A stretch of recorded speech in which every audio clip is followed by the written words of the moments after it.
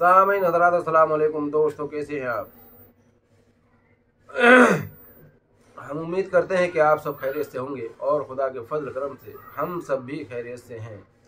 दोस्तों, जैसा कि हमारा मौक़िफ़ है अहले बैत की शान बयान करना, फ़ज़ाइल अहले बैत लोगों तक पहुँचाना। दोस्तों, आजकल एक बहस छिड़ी हुई है कि इस उम्मत में सबसे अफजल कौन है, नबी पाक सल्लल्लाहु अलैहि वसल्लम के बाद सबसे अफजल कौन है। दोस्तों, तमाम लोगों के जवाब आते हैं कि सबसे अफजल हज़रत अबू बकर सिद्दीक़ रज़ियल्लाहु अन्हु है, और उनके बाद हज़रत उमर फ़ारूक, उनके बाद हज़रत उस्मान, और उनके बाद मौला अली। दोस्तों, सुनने में ये आपको अटपटा नहीं लगता, जबकि ये लोगों की आवाज़ है। क्या कभी आकाए दो जहां सरकार दो आलम सल्लल्लाहु अलैहि वसल्लम के हदीसों पर नज़र डाली है, कभी रोशनी डाली है, कभी आपके उलमाओं ने जो हकीकत है उसको बताया है? दोस्तों, आज तक इन्होंने हकीकत नहीं बताई। अब ये हवाला देते हैं बुखारी का कि एक बार मौला अली से पूछा किसी ने कि सबसे अफजल कौन है। आपने फरमाया सबसे अफजल हज़रत अबू बकर सिद्दीक़ रज़ियल्लाहु अन्हु है, दूसरे नंबर पर उमर फ़ारूक, तीसरे नंबर पर उस्मान, और चौथे नंबर में तो इस मुसलमान जमात का एक आम अदना सा इंसान हूँ।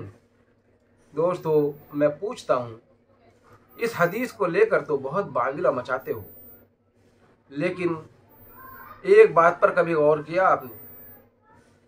आप किसी भी दौर में चले जाइए, किसी भी दानिश्वर से पूछ लीजिए और 10 दानिश्वरों को इकट्ठा कीजिए और आप उनसे सबसे अलग अलग पूछिए, क्या आप सीनियर हैं?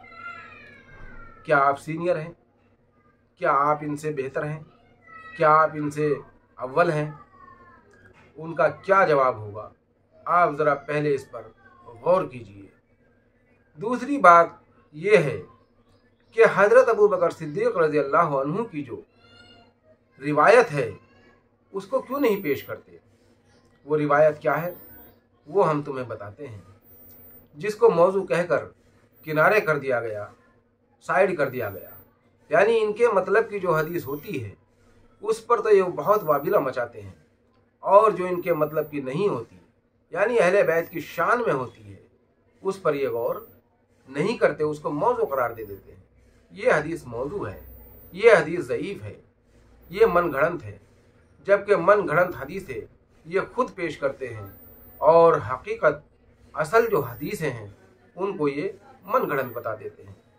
दोस्तों, नबी पाक सल्लल्लाहु अलैहि वसल्लम की हदीस है कि आखिरी ज़माने में कुछ ऐसे उलमा होंगे जो मिंबरों पर खड़े होकर वो मेरा नाम लेकर और झूठी हदीसें बयान करेंगे, लेकिन उनकी वो झूठी हदीसें आंख बंद करके यकीन ना कर लेना, ज़रा कुरान मजीद की आयतों से उनको मिला लेना और तब उस पर यकीन करना।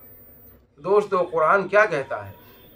कुरान में कहीं ये साबित नहीं है कि हज़रत अबू बकर सिद्दीक़ रज़ियल्लाहु अन्हु अहले बैत से अफजल हैं, जबकि नबी पाक सल्लल्लाहु अलैहि वसल्लम की बहुत हदीसें हैं जिनमें आपने बयान फरमाया, ऐ लोगों, ये मेरे अहले बैत के घर हैं, ये घर तमाम अंबियाओं के घरों से अफजल हैं।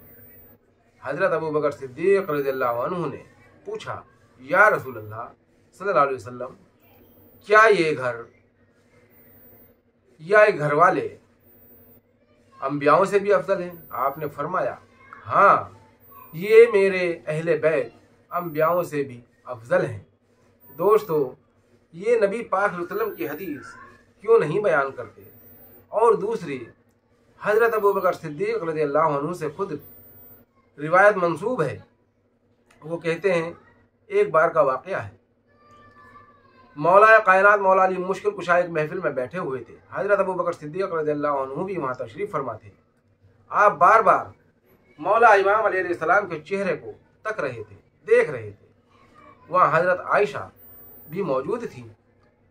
जब महफिल समाप्त हो गई, मौला अली अलैहिस्सलाम अपने घर चले गए, बाकी सब लोग चले गए, तो हजरत आयशा सिद्दीक़ा रज़ियल्लाहु अन्हा ने पूछा, या अबा, आप बार बार उनके चेहरे को क्यों तक रहे थे, क्यों देख रहे थे? हजरत अबू बकर सिद्दीक़ रज़ियल्लाहु अन्हु ने फरमाया, किनको? बोले उनके चेहरे को। अच्छा, अली के चेहरे को? बोले हाँ। बेटी मैं एक हदीस न सुना दूँ? बोली सुनाओ।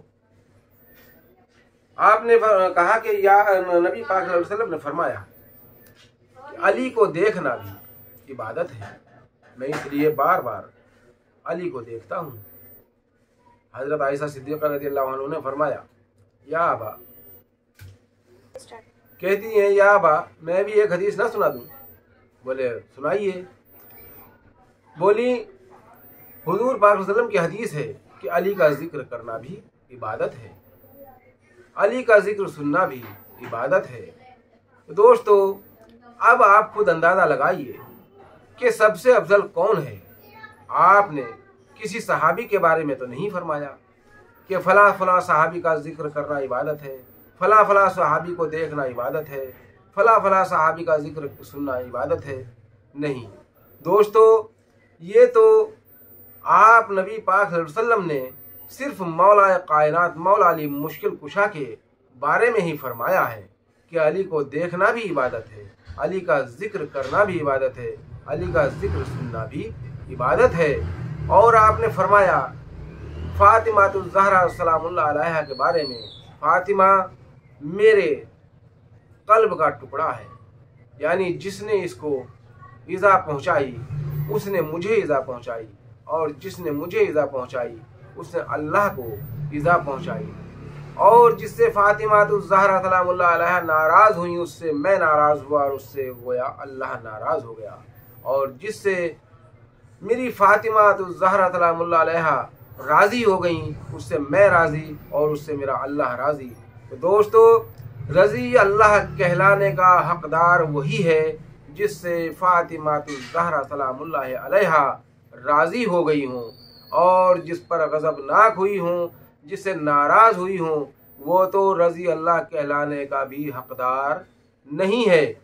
दोस्तों, सच्चाई को समझें, हकीकत को समझें और हकीकत को वाज़े करें। आँख बंद करके किसी भी हदीस पर यकीन ना करें, भरोसा ना करें। ये आजकल के उलेमा ये दलाल हैं, बनु उमैया की नस्लें हैं ये, जो रात दिन उनकी तारीफ़ करते नहीं थकते। कभी सियासत मुआविया का नारा लगाते हैं, कभी यजीद को रहमतुल्लाह कहते हैं, कभी किसी को अफजल बताते हैं।